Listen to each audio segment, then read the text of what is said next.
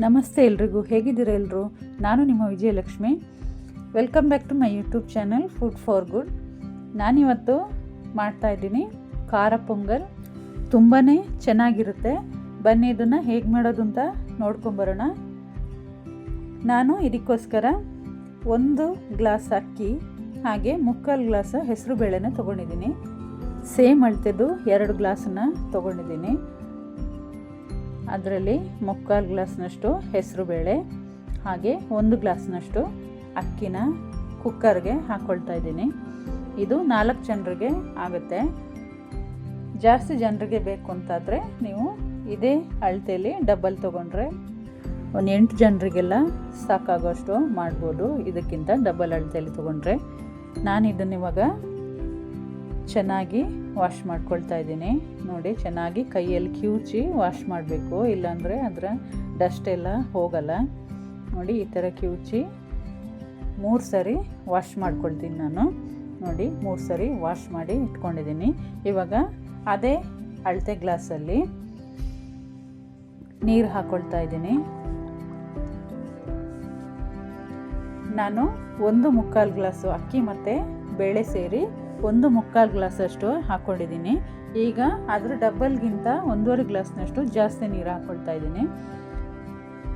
ಅಂದರೆ 1/4 ಗ್ಲಾಸ್ ಅಕ್ಕಿ ಮತ್ತು ಬೇಳೆಗೆ ನಾನು ಒಟ್ಟಿಗೆ 5 ಗ್ಲಾಸ್ನಷ್ಟು ನೀರು ಹಾಕ್ಕೊಂಡಿದ್ದೀನಿ. ಇವಾಗ ಸ್ಟವ್ ಆನ್ ಮಾಡ್ಕೊಳ್ತಾ ಕುಕ್ಕರ್ನ ಸ್ಟವ್ ಮೇಲೆ ಇಟ್ಕೊಳ್ತಾ ಇದ್ದೀನಿ.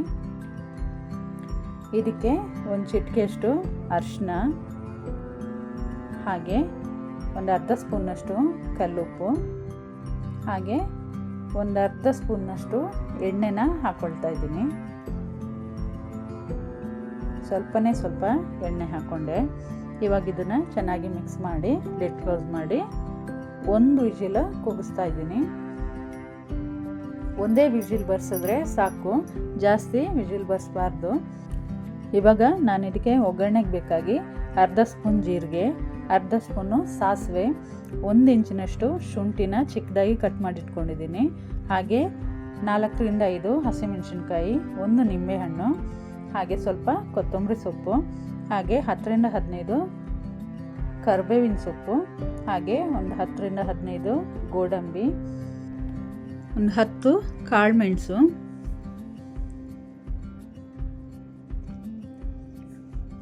ಅರ್ಧ ಕಪ್ನಷ್ಟು ತೆಂಗಿನಕಾಯಿ ತುರಿನ ತುರಿದಿಟ್ಕೊಂಡಿದ್ದೀನಿ.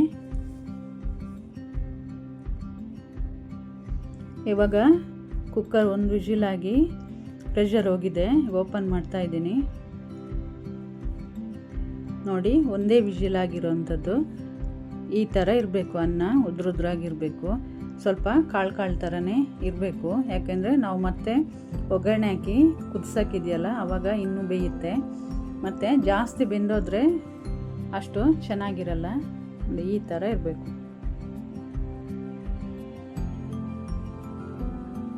ಇವಾಗ ಸ್ಟವ್ ಆನ್ ಮಾಡಿಕೊಂಡು ಒಂದು ಬಾಣಲಿನ ಸ್ಟವ್ ಮೇಲೆ ಇಟ್ಕೊಳ್ತಾ ಇದ್ದೀನಿ. ಅದಕ್ಕೆ ಒಂದು 2 ಸ್ಪೂನ್ನಷ್ಟು ತುಪ್ಪನ ಹಾಕ್ಕೊಳ್ತಾ ಇದ್ದೀನಿ.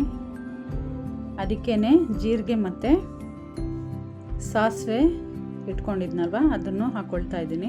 ಜೀರಿಗೆ ಮತ್ತು ಸಾಸಿವೆ ಚೆನ್ನಾಗಿ ಸಿಡಿಬೇಕು. ಸಿಡಿದಾದ್ಮೇಲೆ ಒಗ್ಗರಣೆ ಸೊಪ್ಪನ್ನ ಹಾಕ್ಕೊಳ್ತಾ ಇದ್ದೀನಿ.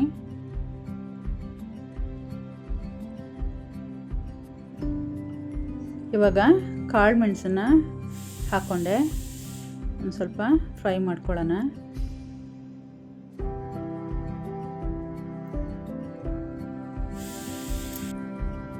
ಗೋಡಂಬಿ 10ರಿಂದ 15 ತೆಗೆದಿಟ್ಕೊಂಡಿದ್ದೆ, ಅದನ್ನು ಒಗ್ಗರಣೆಗೆ ಹಾಕ್ಕೊಳ್ತಾ ಇದ್ದೀನಿ. ಗೋಡಂಬಿನ ಇನ್ನೂ ಜಾಸ್ತಿ ಹಾಕ್ಕೊಳ್ಬೋದು, ಚೆನ್ನಾಗಿರುತ್ತೆ. ಹಾಗೆ ಶುಂಠಿನ ಕಟ್ ಮಾಡಿಟ್ಕೊಂಡಿದ್ದೆ ಚಿಕ್ಕದಾಗಿ, ಅದನ್ನು ಹಾಕ್ಕೊಂಡು ಫ್ರೈ ಮಾಡ್ಕೊಳ್ತಾ ಇದ್ದೀನಿ. ಗೋಡಂಬಿ ಸ್ವಲ್ಪ ಗೋಲ್ಡನ್ ಕಲರ್ ಬರೋವರೆಗೂ ಫ್ರೈ ಮಾಡಿಕೊಂಡು, ಹಾಗೆ ಹಸಿಮೆಣಸಿನ್ಕಾಯಿನೂ ಇವಾಗ ಹಾಕ್ಕೊಳ್ತಾ ಇದ್ದೀನಿ. ಹಸಿಮೆಣಸಿನ್ಕಾಯಿನ ಉದ್ದಕ್ಕೆ ಕಟ್ ಮಾಡಿ ಇಟ್ಕೊಂಡಿರಬೇಕು. ಉರಿನ ಸಿಮ್ಮಲ್ಲಿ ಇಟ್ಕೊಂಡಿರಬೇಕು. ಹಾಗೆ ಫ್ರೈ ಮಾಡಿಕೊಂಡು ಸ್ವಲ್ಪ ಹಿಂಗನ್ನು ಹಾಕ್ಕೊಳ್ತಾ ಇದ್ದೀನಿ. ಇವಾಗ ನಾವು ಕುಕ್ಕರಲ್ಲಿ ಬೇಯಿಸಿಟ್ಕೊಂಡಿರೋಂಥ ಅನ್ನ ಹಾಗೂ ಬೇಳೆನ ಹಾಕ್ಕೊಳ್ತಾ ಇದ್ದೀನಿ.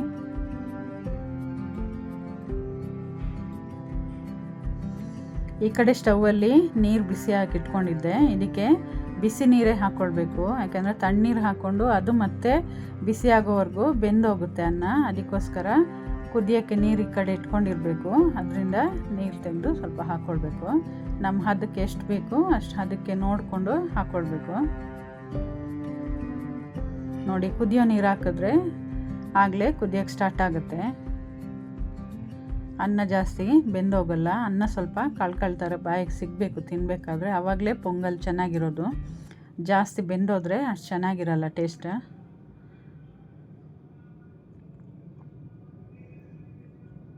ನೋಡಿ, ಈ ಹದಕ್ಕೆ ಬಂದಿದೆ.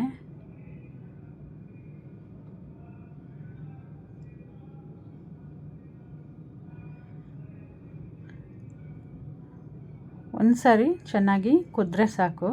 ಅದಕ್ಕೆ ಇವಾಗ ನಾನು ಕೊತ್ತಂಬರಿ ಸೊಪ್ಪು ಕಟ್ ಮಾಡಿ ಇಟ್ಕೊಂಡಿರೋದನ್ನ ಹಾಕ್ಕೊಳ್ತಾ ಇದ್ದೀನಿ. ಹಾಗೆ ತೆಂಗಿನಕಾಯಿನೂ ಹಾಕ್ಕೊಳ್ತಾ ಇದ್ದೀನಿ. ತೆಂಗಿನಕಾಯಿನ ನೀವು ಒಗ್ಗರಣೆ ಹಾಕಬೇಕಾದ್ರೂ ಬೇಕಾದರೆ ಹಾಕ್ಕೊಂಡು ಫ್ರೈ ಮಾಡ್ಕೊಳ್ಬೋದು. ನಾನು ಡೈರೆಕ್ಟಾಗಿ ಹೀಗೆ ಹಾಕ್ಕೊಳ್ತಾ ಇದ್ದೀನಿ. ಇವಾಗ ಒಂದು ಸರಿ ಚೆನ್ನಾಗಿ ಮಿಕ್ಸ್ ಕೊಡೋಣ.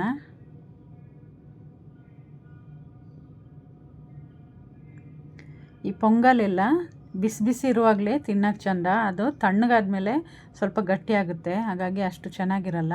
ಬಿಸಿ ಬಿಸಿ ಇರುವಾಗಲೇ ತಿನ್ಕೊಳ್ಬೇಕು, ತುಂಬಾ ಚೆನ್ನಾಗಿರುತ್ತೆ. ಅಕಸ್ಮಾತ್ ಉಳಿದ್ರೆ ನೀವು ಇನ್ನೊಂದು ಸರಿ ತಿನ್ನಬೇಕಾದ್ರೆ ಅದಕ್ಕೆ ಇದೇ ಥರ ಬಿಸಿ ನೀರು ಹಾಕ್ಕೊಂಡು ಸ್ವಲ್ಪ ಬಿಸಿ ಮಾಡಿ ಆಮೇಲೆ ತಿನ್ಬೋದು, ಚೆನ್ನಾಗಿರುತ್ತೆ. ಇವಾಗ ಇದಕ್ಕೆ ನಾನು ನಿಂಬೆಹಣ್ಣಿನ ರಸನ ಹಾಕ್ಕೊಳ್ತಾ ಇದ್ದೀನಿ. ಸ್ಟವ್ ಆಫ್ ಮಾಡ್ಕೊಂಡಿದ್ದೀನಿ.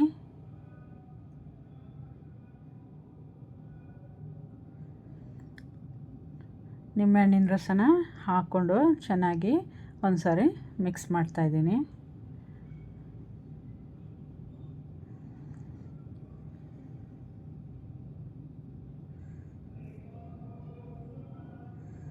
ನೋಡಿ, ಯಾವಾಗಲೂ ಈ ಹದಕ್ಕೆ ಬರಬೇಕು ಪೊಂಗಲ್ ತಿನ್ನಬೇಕಾದ್ರೆ. ನಮ್ಮದು ಖಾರ ಪೊಂಗಲ್ ರೆಡಿಯಾಗಿದೆ. ನೋಡಿ ಎಷ್ಟು ಚೆನ್ನಾಗಿ ಬಂದಿದೆ ಅಂತ, ಘಮ್ ಅಂತ ಇದೆ. ಖಂಡಿತ ನೀವು ಇದನ್ನು ಮನೇಲಿ ಟ್ರೈ ಮಾಡಿ ನೋಡಿ. ಇದಕ್ಕೆ ಹೆಸರುಬೇಳೆನೂ ಹಾಕೋದ್ರಿಂದ ದೇಹಕ್ಕೂ ತುಂಬ ತಂಪು. ಹಾಗಾಗಿ ಒಂದು ವಾರಕ್ಕೊಂದು ಸರಿನಾದರೂ ಈ ಥರ ಪೊಂಗಲ್ ಮಾಡಿಕೊಂಡು ತಿನ್ನಬೇಕು. ಕಾಳುಮೆಣಸು, ಗೋಡಂಬಿ, ಶುಂಠಿ ಹಾಗೆ ಜೀರಿಗೆ ಎಲ್ಲ ಹಾಕಿರ್ತೀವಲ್ವ ಒಗ್ಗರಣೆ ಹಾಕಬೇಕಾದ್ರೆ, ಅದೆಲ್ಲ ಈ ಪೊಂಗಲ್ ತಿನ್ನಬೇಕಾದ್ರೆ ಬಾಯಿಗೆ ಸಿಗುತ್ತೆ. ತುಂಬಾ ಚೆನ್ನಾಗಿರುತ್ತೆ ಟೇಸ್ಟ್. ನೀವು ಖಂಡಿತ ಟ್ರೈ ಮಾಡಿ ನೋಡಿ. ನಮ್ಮ ಚಾನಲ್ನ ಇನ್ನೂ ಸಬ್ಸ್ಕ್ರೈಬ್ ಮಾಡಿಲ್ಲ ಅಂದರೆ ಈ ಕೂಡಲೇ ಸಬ್ಸ್ಕ್ರೈಬ್ ಮಾಡ್ಕೊಳ್ಳಿ. ಪಕ್ಕದಲ್ಲೇ ಬರೋವಂಥ ಬೆಲ್ ಐಕನ್ನು ಕ್ಲಿಕ್ ಮಾಡಿ. Thank you for watching.